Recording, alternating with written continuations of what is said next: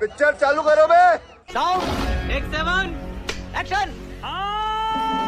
के शर्मा के समाजवादी पार्टी से बातचीत हुई नहीं क्या अभी? ऐसा लग रहा है शरद पवार गुट से तो हो गई, वो तो समर्थन कर रहे हैं। भाटी जी अभी कंफ्यूज लग रहे हैं थोड़े से, क्लियर स्टैंड नहीं बता रहे कि हम सपोर्ट करेंगे या विरोध करेंगे। इनसे बात नहीं हुई क्या आपकी अभी तक? अभी इतना तो क्लियर कहा मानक जी कह रहे क्लियर कह रहे। असल मानक जी समाजवादी पार्टी के 10 नेताओं के 10 तरह के बयान हैं।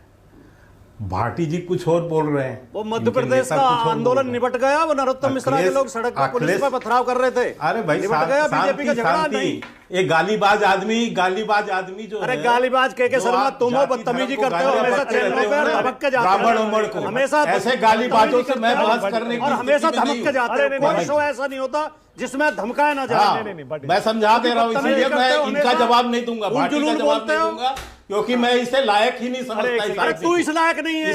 जिसने गाली सार्वजनिक रूप से जाति धर्म को देता हो, ऐसे व्यक्ति से बहस करने लायक नहीं है। अरे मैं एक सेकंड, मानक जी मुझे सेपरेट आप प्रश्न कीजिए, मैं जवाब दूंगा। वो बोल रहे हैं उनको, मैं जवाब दूंगा। इस बदतमीज आदमी से मुझे बात सम्मान करूंगा ना, मैं इसकी जवाब करेगा तो बदतमीज सुनेगा, क्योंकि ये गाली अपनी जात समाज को गाली बकता है आदमी। अरे तू सबको गाली बकता है, तू हर शो में धमकता है। एक सेकंड बंद, इसको हर शो में धमकाया। एक सेकंड बंद करिए, बेइज्जत हो गया। एक मिनट बंद करिए जी। भाटी जी हो गया 2/3, मैंने भी सारे आंकड़े दिखाए, 2/3 तो हो गया ऐसा लग रहा है। एनसीपी शरद पवार गुट की तरफ से सुप्रिया सुले की बात आपने सुन ली, नरम पड़ गई है वो तो एकदम। आपके आंकड़ों से भी संतुष्ट हूं, और भारतीय जनता पार्टी में कुछ नेताओं ने जो इस तरह जोड़ तोड़ में महारत हासिल कर ली है, 18 घंटे कोशिश करके वो दूसरी पार्टियों को तोड़ के, सांसदों को धमका के, खरीद के, बहला के, फुसला के जिस तरह दल बदलवा देते हैं, संभव है कि वो 2/3 का आंकड़ा पार कर लें।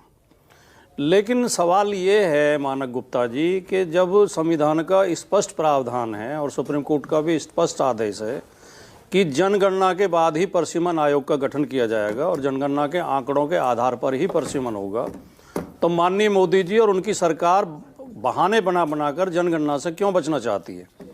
देश में जब से जनगणना शुरू हुई अंग्रेजों के टाइम से और आज की तारीख तक पहली बार ऐसा हुआ है कि 10 साल के बाद जनगणना नहीं हुई। चलो 2 साल के लिए कोविड था, 2 साल बाद करा देते, 11 में हुई थी।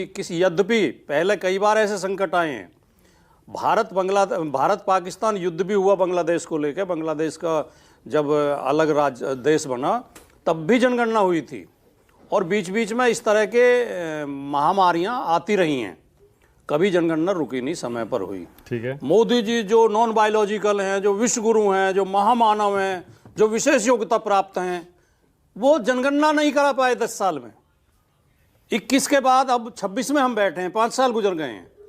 तो या तो वो इसमें क्योंकि जाति जनगणना जुड़ा हुआ है, या तो उससे डरे हुए हैं, उससे भयभीत हैं। जाति जनगणना के आंकड़े भारतीय जनता पार्टी की राजनीति के विपरीत पड़ेंगे। भाटी जी मेरी बात तो हो जाए, लेकिन मैंने आपसे पूछा कुछ और था। नहीं मैंने आपने चले यही गए पूछा कहीं और, परिसीमन पे है, सेंसस पे मैंने ये पूछा था, 2/3 हो गया। 2/3 बहुमत किस लिए? आपने कहा मैं संतुष्ट हूं, ऐसा लग रहा है भाटी जी आपने हार मान ली है। नहीं, आपने मान लिया कि संसद में, लोकसभा में 2/3 हो गया, 2/3 हो गया मान लीजिए। लेकिन एक बात सुनिए, 2/3 पाके करेंगे क्या? अगर व्यक्ति के चरित्र की असली पहचान करनी हो तो उस परिस्थिति में करिए जब वो बहुत ताकतवर हो, बहुत शक्तिशाली हो। वो दिनकर जी की कविता आपने जरूर सुनी होगी कि क्षमा सो होती उस भुजंग को जिसके पास गरल हो, और उसको क्या जो दंतहीन विषहीन विनीत सरल हो। जब आपके पास दांत नहीं थे तो आप किसी को घायल नहीं कर सकते थे। अगर आपने दांत हासिल कर लिए हैं और फिर भी आप दया दिखाएं और उदारता दिखाएं तो आपके अंदर महानता है। और अगर बहुमत के बल पे आप दादागिरी करना चाहते हैं, बहुमत के बल पे आप देश के संविधान को तकिया के नीचे लगा के सोना चाहते हैं, देश की जनभावना के आप बेकदरी करना चाहते हैं, तो ये भी देश के सामने आ जाएगा। सुप्रिया सुले जी क्यों जा रही हैं एनडीए के साथ? ये तो सुप्रिया सुले बता सकती हैं। अभी तो हमें लगता नहीं कि वो जाएंगी। तो उनका बयान अभी दोबारा सुना दूं? नहीं, मुझे नहीं लगता। आपने सुना था अभी जब मैंने चलाया था? ना मैं सुन। सुप्रिया सुले जी का बयान दोबारा चलाइए जरा। नहीं, उसकी जरूरत नहीं, मैं चाहता हूँ सुन लें एक बार, आप सुन लीजिए आप। मगर क्यों? जी ने जो कहा है वो स्टैंड तो हमारा भी है।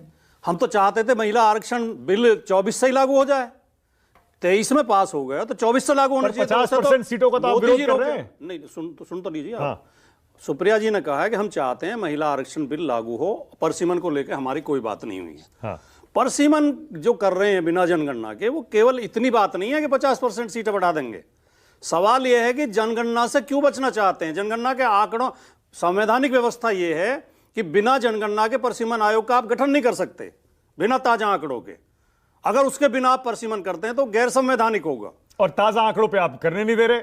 नहीं, ताजा आंकड़े जनगणना ही नहीं हुई। आप चाह रहे हैं? हुई नहीं, पर आप चाह रहे हैं, हम यही चाहते हैं कि पहले जनगणना हो, उसके बाद जनगणना के आधार पर परिसीमन हो जाए, परिसीमन आयोग बने और जनगणना के आधार पर परिसीमन हो जाए। मोदी जी और अब फिर देखिए, फिर पीछे हट गए। बात तो सुन लीजिए मानक जी, मैं बहुत जवाब तो दे रहा हूं। हाँ।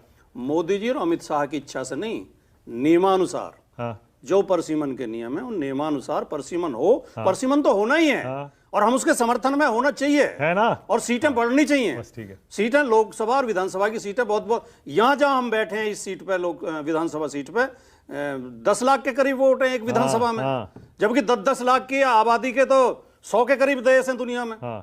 तो इतनी बड़ी सीटें तो फिर तो 50% को आपको सपोर्ट कर देना चाहिए। 26 लाख 50-50 30-30 लाख से वोट जो है एक लोकसभा में हो गई हैं।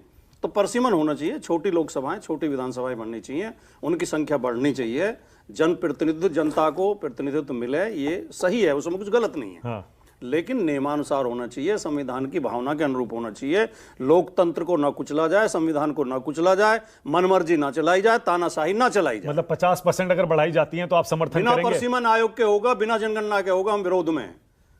और ये उसमें तिकड़म करना चाहते हैं, ये अपने तरीके से सीटों का बंटवारा करके उन्हें काट कूट के इन्हें अपना फायदा देखना चाहते हैं। ओके, मतलब अगर ताजा जनगणना करा के उसके बाद परिसीमन होता ताजा क्या है? होती है? जनगणना ही नहीं हुई, जनगणना कराएं। 2011 में तो हुई है ना, पूरी होने दें। 2011 में तो हुई है ना। 2011 की जनगणना पे परिसीमन आयोग हम नहीं बनाएगा 15 साल बाद।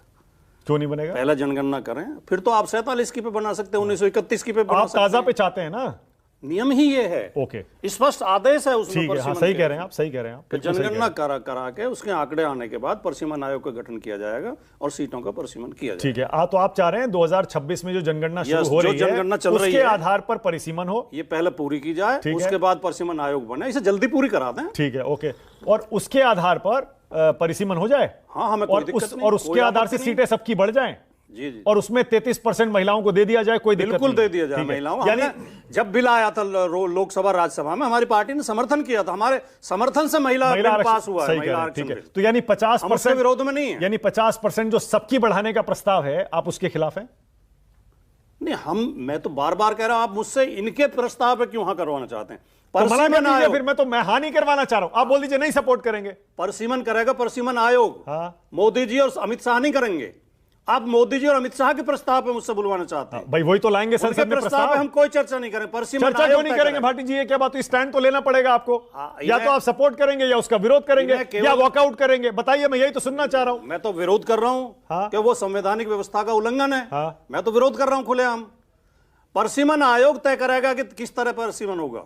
आप केवल परिसीमन आयोग गठित कर सकते हैं। हाँ। आप सीटों का परिसीमन नहीं कर सकते। ओके। प्रदेश के प्रधानमंत्री को या गृह मंत्री को यह अधिकार नहीं है कि वो परिसीमन करे। अच्छा, ठीक है। वो परिसीमन आयोग का गठन कर सकती है, वो भी संसद करेगी। ठीक है, ओके। के शर्मा, ये बड़ी अच्छी बात कही आप।